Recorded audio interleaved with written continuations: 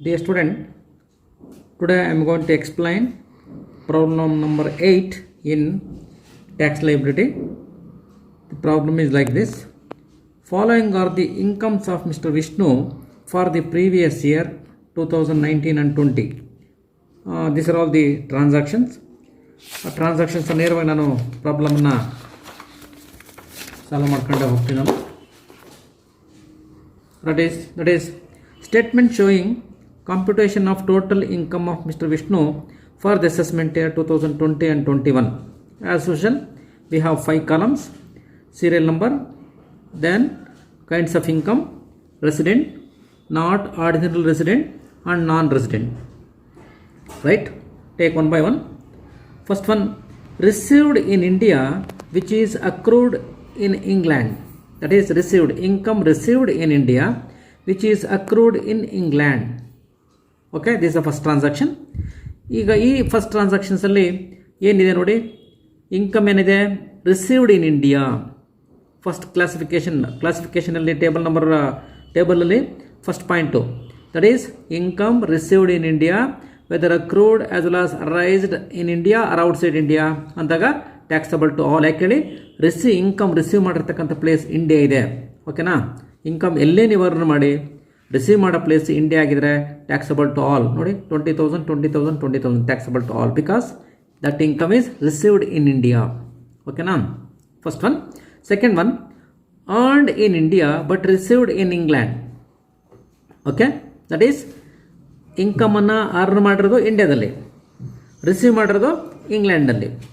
ಎರಡನೇ ಕ್ಲಾಸಿಫಿಕೇಶನ್ ಬರುತ್ತೆ ನೋಡಿ, income earned in India whether received in India or outside India, that is also taxable to all. ಯಾಕಂದ್ರೆ earn ಮಾಡಿರ್ತಕ್ಕಂಥ place, the place of earning the income is in India. Okay, receive in India or outside India, this is also taxable to all. ಟೇಬಲಲ್ಲಿ second point ಬರ್ತದೆ. That's why that income is earned in India ಇದೆ, for that matters taxable to all. ನೋಡಿ, receive ಮಾಡೋ place India ಆದರೂ ಸಹ taxable to all, earn ಮಾಡಿರ್ತಕ್ಕಂಥ place India ಆದರೂ ಸಹ ಟ್ಯಾಕ್ಸಬಲ್ ಟು ಆಲ್. ಓಕೆನಾ, taxable. Next third one, earned and received in Africa but brought to India later. That is ಈ ವರ್ಷ ಅಂತೂ ಅದು ಬಂದಿಲ್ಲ, ಬ್ರಾಟ್ ಟು ಇಂಡಿಯಾ ಲೇಟರ್. ಯಾವಾಗ ನಮ್ಮ ಇಂಡಿಯಾಗೆ ತೊಗೊಂಬತ್ತಾರಂತೆ, ತೊಗೊಂಬಂದ ನೋಡೋಣ. ಸದ್ಯಕ್ಕೆ ಏನಿದೆ, earned and received in Africa. ಆಫ್ರಿಕಾದಲ್ಲಿ ಅರ್ನ್ ಮಾಡಿದ್ವಿ, ಅಲ್ಲೇ ರಿಸೀವ್ ಮಾಡಿದ್ದೀವಿ. ಹಾಗಿದ್ದಾಗ ಏನು ಮಾಡ್ತೀವಿ ನಾವು, ನಮ್ಮ ಇಂಡಿಯಾದಲ್ಲಿ ನೋಡಿ ಟೇಬಲಲ್ಲಿ ಫೋರ್ತ್ ಕ್ಲಾಸಿಫಿಕೇಶನ್ ಬರ್ತದೆ.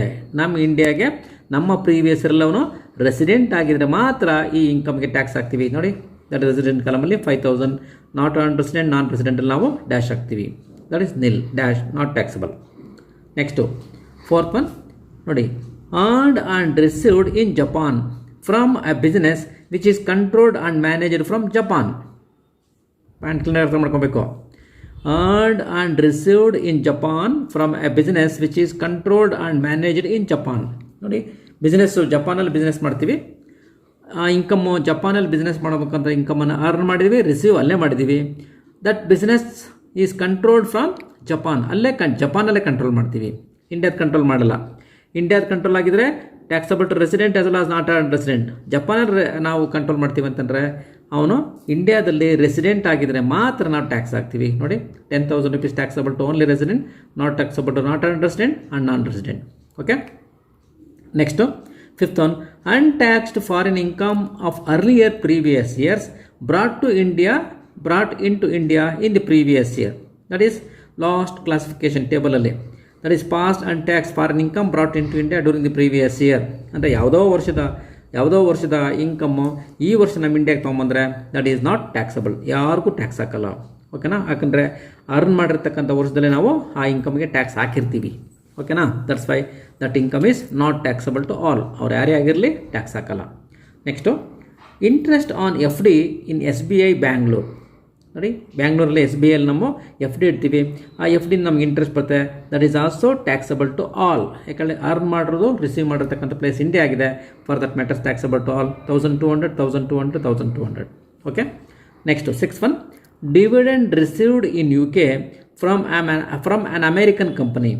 ನೋಡಿ, ಅಮೇರಿಕನ್ ಕಂಪನಿಯಿಂದ ನಾವು ಡಿವಿಡೆಂಡನ್ನು ರಿಸೀವ್ ಮಾಡ್ಕೊಂಡಿದ್ದೀವಿ ಎಲ್ಲಿ, UK ಯುನೈಟೆಡ್ ಕಿಂಗ್ಡಮಲ್ಲಿ. ಓಕೆನಾ, this is comes under fourth point in the table. Fourth point ಏನಿರುತ್ತೆ, income earned as well as received from outside India or foreign countries from any other source other than business as well as profession. ಓಕೆನಾ, ಇದು other source other than business as well as profession earned outside India. ಓಕೆನಾ, for that matters taxable to only resident. ಯಾಕಂದರೆ ಇದು Indian company dividend ಅಂದರೆ exempt from tax, ಇದು foreign company dividend, ಹಾಗಾಗಿ taxable to only resident. ಯಾಕಂದರೆ earn ಮಾಡಿದ್ರು receive ಮಾಡಿದ್ರು outside ಇಂಡಿಯಾದಲ್ಲಿ. ಓಕೆನಾ, taxable to only resident and not taxable to non resident as well as non resident. Next 8th point, salary received for 4 months for working in Indian passport office in Australia. ಓಕೆನಾ, in Australia. ನೋಡಿ, ಆಸ್ಟ್ರೇಲಿಯಾದಲ್ಲಿರ್ತಕ್ಕಂತಹ Indian passport ಆಫೀಸಲ್ಲಿ ನಾವು ಕೆಲಸ ಮಾಡಿದ್ದೀವಿ, 4 months ಕೆಲಸ ಮಾಡಿದ್ದೀವಿ, 72,000 rupees ನಾವು salary receive ಮಾಡಿದ್ದೀವಿ. ಓಕೆನಾ, ಇಲ್ಲಿ ನೋಡಿ, ಇಂಡಿಯನ್ ಪಾಸ್ಪೋರ್ಟ್ ಆಫೀಸು ಆಸ್ಟ್ರೇಲಿಯಾದಲ್ಲಿರ್ತಕ್ಕಂತಹ ಇಂಡಿಯನ್ ಪಾಸ್ಪೋರ್ಟ್ ಆಫೀಸಲ್ಲಿ ನಾವು ಕೆಲಸ ಮಾಡಿದ್ರೆ ಸಂಬಳ ಕೊಡ್ತಕ್ಕಂಥ ಯಾರು, ಇಂಡಿಯನ್ ಗೌರ್ಮೆಂಟ್ ಸಂಬಳ ಕೊಡ್ತದೆ. ಇಂಡಿಯನ್ ಗೌರ್ಮೆಂಟ್ ಸಂಬಳ ಕೊಟ್ಟಾಗ ಇನ್ಕಮನ್ನು ಅರ್ನ್ ಮಾಡಿರ್ತಕ್ಕಂಥದ್ದು ಇಂಡಿಯಾದಲ್ಲೇ ಅಂತ ಅನ್ಕೊಬೇಕು ನಾವು. ಕರೆಕ್ಟಾ? ಆಗಿದ್ದಾಗ ಏನಾಗುತ್ತೆ, ಟ್ಯಾಕ್ಸಬಲ್ ಟು ಆಲ್, ರೆಸಿಡೆಂಟ್ಗೂ ಟ್ಯಾಕ್ಸಬಲ್, ನಾಟ್ ನಾನ್ ರೆಸಿಡೆಂಟ್ಗೂ ಟ್ಯಾಕ್ಸಬಲ್, ನಾನ್ ರೆಸಿಡೆಂಟ್ಗೂ ಟ್ಯಾಕ್ಸಬಲ್, ಬಿಕಾಸ್ ಇನ್ಕಮನ್ನು ಸ್ಯಾಲ್ರಿನ ಕೊಡ್ತಕ್ಕಂಥವ್ರು ಇಂಡಿಯನ್ ಗೌರ್ಮೆಂಟು. ಓಕೆನಾ, ಅದಕ್ಕೋಸ್ಕರ ಟ್ಯಾಕ್ಸಬಲ್ ಟು ಆಲ್.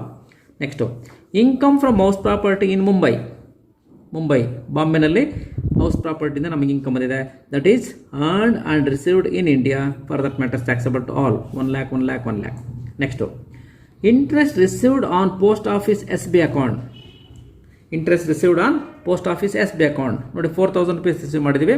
ಪಾಯಿಂಟ್ ಅರ್ಥ ಮಾಡ್ಕೊಳ್ಳಿ, ಯಾವುದೇ interest post office savings bank ಅಕೌಂಟಿಂದ ಬಂದರೆ up to 3,500 rupees is exempt from tax for a single account. For double account up to 7,000 rupees exempt from tax. ಇಲ್ಲಿ single account ಅನ್ಕೊಂತೀವಿ, ಹಾಗಾಗಿ 4,000 rupees ತೊಗೊಂಡಾಗ ಏನು ಮಾಡ್ತೀವಿ ನಾವು, that is exemption 3,500 rupees exemption ಕೊಟ್ಟು remaining 500 rupees is taxable to all. Point ಅರ್ಥ ಮಾಡ್ಕೊಳ್ಳಿ, interest on post office savings bank ಅಕೌಂಟಲ್ಲಿ if it is a single accounts up to ₹3,500 rupees is exempt from tax. If it is double account up to 7,000 rupees is exempt from tax. ಓಕೆನಾ, ಅವ್ನು ಕೊಡ್ತಾನೆ. Single account, double account ಆದರೆ double account ಅಂತ ಕೊಡ್ತಾನೆ. ಏನು ಕೊಡ್ತೇವೆ ಗೊತ್ತಾದರೂ single account ಅಂತ ನಾವು ಅಸ್ಯೂಮ್ ಮಾಡ್ಕೊಬೇಕು. ಈಗ 4,000 rupees ಬಂದಿದೆ, ಆ 4,000ಅಲ್ಲಿ 3,500 rupees ಎಕ್ಸಮ್ಷನ್ ಕೊಡ್ತೀವಿ, ಇನ್ನು 500 rupees ಮಾತ್ರ ಟ್ಯಾಕ್ಸ್ ಹಾಕಬೇಕು. ಕರೆಕ್ಟಾ? ಆ ಪಾಯಿಂಟ್ ಜ್ಞಾಪಕ ಇಟ್ಕೊಳ್ಳಿ. Next, pension income from Belgium for services rendered in India.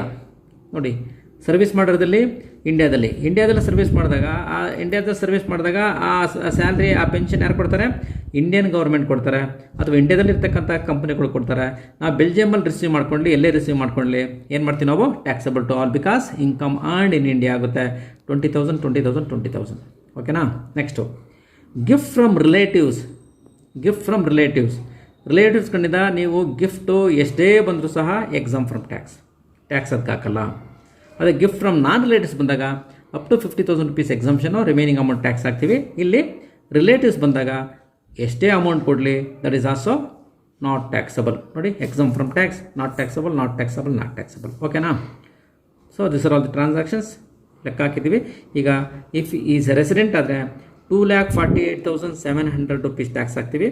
Not on resident ಆದರೆ 2,23,700, ನಾನ್ ರೆಸಿಡೆಂಟ್ ಆದರೆ 2,23,700 ಅಷ್ಟೇ ಬರುತ್ತೆ. This is a gross total income. ಓಕೆನಾ? ರೈಟ್.